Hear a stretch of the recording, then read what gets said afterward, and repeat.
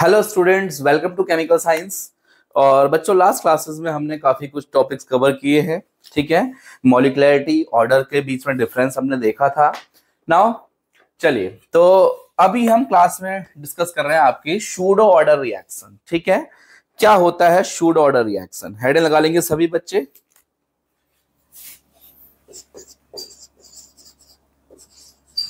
Pseudo order reaction, ठीक है, देख लीजिए सूडो ऑर्डर रिएक्शन। तो रिएक्शन, सूडो ऑर्डर रिएक्शन, देखो आपको रेट ऑफ रिएक्शन पता है ना, ऑर्डर रिएक्शन का आप निकाल सकते हो। ठीक है, तो सूडो ऑर्डर क्या है एक्चुअली में? तो सूडो ऑर्डर का मींस होता है कोई ऐसी रिएक्शंस होती हैं जो दिखने में तो आपको सेकंड ऑर्डर या थर्ड ऑर्डर दिखाई पड़ती है ना, जनरली सेकंड ऑर्डर दिखाई पड़ती हैं, लेकिन जब आप उसका मैकेनिज्म के थ्रू उसका जब ऑर्डर निकालते हैं तो उसका ऑर्डर क्या आता है? वन आता है। It means reaction will seems like to second order, but होती क्या है? वो फर्स्ट ऑर्डर। समझ में आया? तो ऐसी रिएक्शन जो दिखती तो सेकंड ऑर्डर की तरह है, लगता है कि सेकंड ऑर्डर को फॉलो करेंगी, बट वो होती क्या है? फर्स्ट ऑर्डर वाली होती है, फर्स्ट ऑर्डर ऑफ रिएक्शन को फॉलो कर रही होती है, फर्स्ट ऑर्डर काइनेटिक्स को फॉलो कर रही होती है। तो ऐसे रिएक्शंस को हम क्या बोल देते हैं बच्चों? Pseudo order reaction. ठीक है, इन जनरल मैं इसके कुछ एग्जांपल लिखता हूं पहले, उसके बाद आपको इसकी डेफिनेशन लिखवाता हूं। ठीक है, या चलो पहले डेफिनेशन लिख लीजिए। लिखिए, reactions which are not unimolecular. ठीक है, अलग तरीके से लिख सकते हैं डेफिनेशन, तो मैं पहले लिख देता हूं, उसके बाद आप लोग नोट कर लेंगे। ठीक है,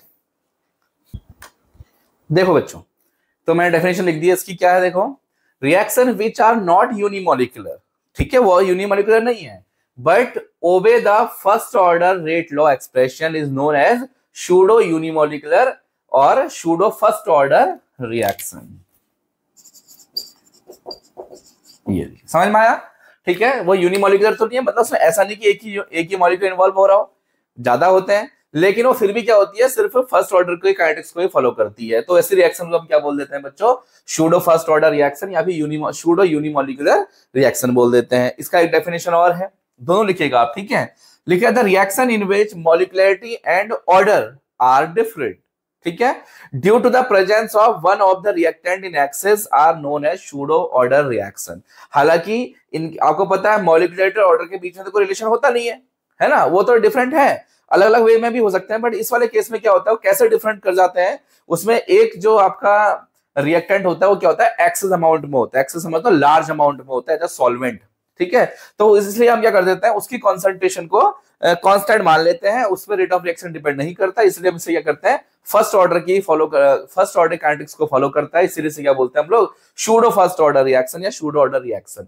दिखने में तो एक से ज्यादा ऑर्डर दिख रहा है रिएक्शन का, बट है नहीं, वो सिर्फ क्या होती है? फर्स्ट ऑर्डर की काइनेटिक्स को ही फॉलो करती है। ठीक है, समझ में आई बात? नहीं है तो ये दोनों डेफिनेशन आप लोग लिखेंगे। चलिए, अब मैं आपको कुछ एग्जांपल के थ्रू इसको समझाने की कोशिश करता हूं बच्चों। ठीक है, ओके,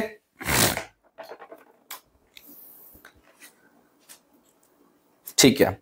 जैसे इसका एग्जांपल हमारे पास एक है CH3COOC2H5। क्या है बताइए? एस्टर। ठीक है, एस्टर की रिएक्शन में करा रहा हूं किसके साथ? वाटर के साथ। आपको पता है एसिडिक मीडियम में रिएक्शन होती है, एसिडिक हाइड्रोलिसिस ऑफ ईस्टर। तो ईस्टर का जब हाइड्रोलिसिस होता है तो क्या बनता है बच्चों?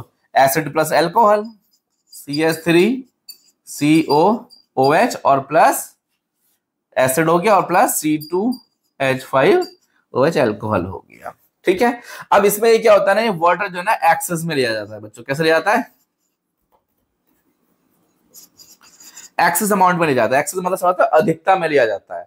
और एक और एग्जांपल, बेहतरीन एग्जांपल जो आप पढ़ते आए हो, अभी हमने लास्ट क्लास में भी उसको डिस्कस किया था। कौन सा वाला?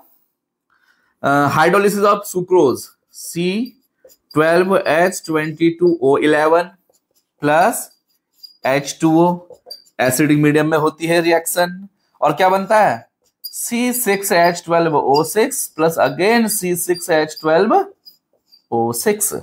ये देख लीजिए, क्लियर है? बोलो। तो ये दो रिएक्शंस मैंने आपके सामने लिखी है। अब इसमें भी सेम प्रोसेस है, सेम कहानी है, ये भी क्या है? एक्सेस अमाउंट में है। अब होता क्या है, जैसे आप इसका रेट लिखोगे, आप कहोगे सर वैसे तो एक्सपेरिमेंटल डेटा है, बट फिर भी बता रहा हूं कि आपको लगेगा कि अच्छा इसकी मॉलिक्युलरिटी 2 है ऑर्डर ऑफ रिएक्शन भी 2 हो सकता है, ऑब्वियस, पक्का नहीं है बट हो सकता है मे बी, है ना। तो हमें देख के तो लग ही रहा है कि जब ये आपस में रिएक्ट कर रहे हैं तो प्रोडक्ट बनता है। लेकिन इस बार ऐसा भी नहीं रिएक्शन मल्टीपल स्टेप में चल रही हो, है ना, जिससे इसका रेट लॉ एक्सप्रेशन चेंज हो जाए। तो मॉलिक्युलरिटी तो आप इसको देख के बता सकते हो कि सर 2 ही है, क्या है, एलिमेंट्री टाइप की रिएक्शन है, कॉम्प्लेक्स रिएक्शन ये है नहीं, एलिमेंट्री रिएक्शन है, मॉलिक्युलरिटी कितनी जाएगी 2, लेकिन इनके ऑर्डर अलग अलग है। कैसे ऑर्डर अलग अलग, ध्यान से देखिए। एक्चुअली में जो रेट है वो इक्वल होता है किसके, रेट कांस्टेंट के, concentration of C12 S22 O11 और कंसंट्रेशन ऑफ वाटर, है ना। देख के तो ऐसे लग रहा है ना कि दोनों रिएक्ट कर रहे हैं तब प्रोडक्ट बन रहा है, बट एक्चुअली में दिक्कत क्या है, रिएक्ट तो कर रहा है, ऐसा नहीं कि नहीं कर रहा है, ऑफ कोर्स रिएक्ट कर रहा है, लेकिन ये क्या है, एक्सेस में लिया गया है। और एक्सेस का मतलब यह है कि अधिकता में लिया गया है, इसको एज अ सॉल्वेंट आपने यूज कर रखा है ना। अब जो चीज इतनी ढेर सारी है उसकी कंसंट्रेशन को थोड़ा सा कम कर दूंगा, थोड़ा ज्यादा कर दूंगा, तो क्या इसके रेट में कोई फर्क पड़ने वाला है, कुछ फर्क नहीं पड़ेगा। जैसे लेट अस सपोज एग्जांपल लेते हैं, जैसे हमारे पास लेट अस सपोज हमारा हम किचन के अंदर है, देखो केमिस्ट्री के ज्यादातर एग्जांपल किचन से रिलेटेड ही होते हैं, मिल जाते हैं किचन में। तो जैसे हम सपोज क्या बना रहे हैं, चाय बना रहे हैं, है ना। चाय में आपने मिल्क डाला, वाटर डाला, है ना, चीनी और चीनी चाय पत्ती जो जो हो सकता है सब डाल दिया। आपने ये करा, वाटर को एज अ सॉल्वेंट वहां पे ट्रीट किया, हो सकता है मिल्क आप पानी डालो, दूध डाल दो सिर्फ, तो दूध भी एज अ सॉल्वेंट वहां पर वर्क कर सकता है, ठीक है। लेकिन अब मैंने क्या करा, चीनी, अब आपको पता है ना, चीनी अगर मैं 1 चम्मच बढ़ा दूंगा या घटा दूंगा तो चाय के टेस्ट में अंतर आ जाएगा, ऑफकोर्स आएगा नहीं आएगा, बताओ। हाँ बिल्कुल आ जाएगा। और अगर मैं चाय पत्ती को 1 चम्मच बढ़ा दूं घटा दूं तो अंतर आ जाएगा, ऑफकोर्स आ जाएगा। लेकिन जो आपने उसमें पानी लिया है ना, 10 लोगों के लिए पानी, 10 लोगों के लिए आपने 5-7 गिलास जो है कप जो है पानी लिया है, अगर मैं उसको 1 चम्मच घटा दूं या बढ़ा दूं तो उसके टेस्ट में कोई अंतर आएगा, सोचो। तो कुछ अंतर नहीं आया, क्यों, क्योंकि वो चीज ऑलरेडी एक्सेस में थी, उसकी कंसंट्रेशन को थोड़ा सा चेंज करोगे ना तो उसके टेस्ट में अंतर नहीं आएगा। तो सेम टू सेम यहां पर भी हो रहा है, आपने इसको एक्सेस में लिया हुआ है, इसकी कंसंट्रेशन थोड़ा सा भी बढ़ा दोगे घटा दोगे ना तो इस रेट ऑफ रिएक्शन में कोई ज्यादा फर्क पड़ने वाला नहीं है।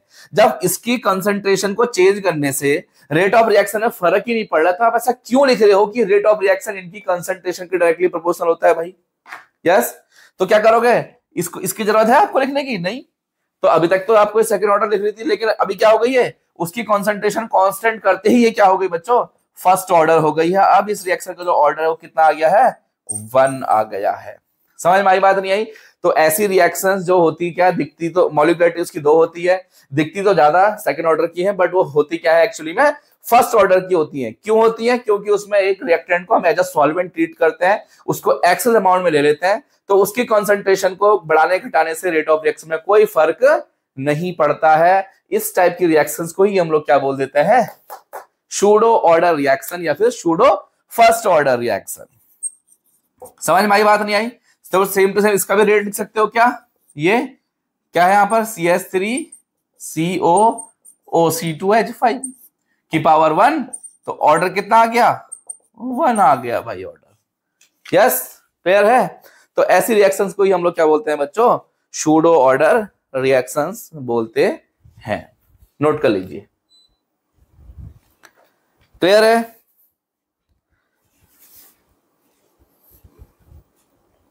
ठीक है, सूडो फर्स्ट ऑर्डर हो गई या यूनिमॉलिक्यूलर हो गई, आप ऐसा कैसे लिख सकते हो, यूनिमॉलिक्यूलर।